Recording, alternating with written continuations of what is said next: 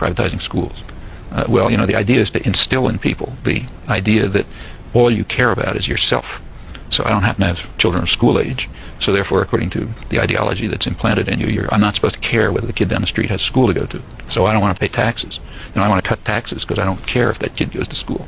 If, since I have enough money, I could send my kid to private school if I wanted to, so who cares if they're public schools?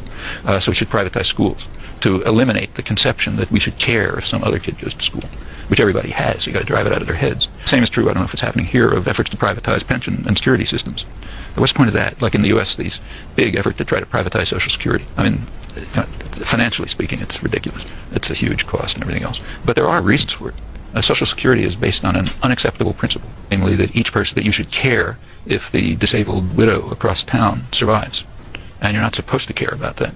You're supposed to care about whether you have enough pairs of shoes and stuff like that, and, enough cars and video games or whatever it is. That's all you're supposed to care about. So you got to privatize Social Security. Also, another advantage to privatizing Social Security is that it has the brilliant consequence of turning working people against their own interests. Because if your pension is tied up in stocks, you want to make sure those stocks go up.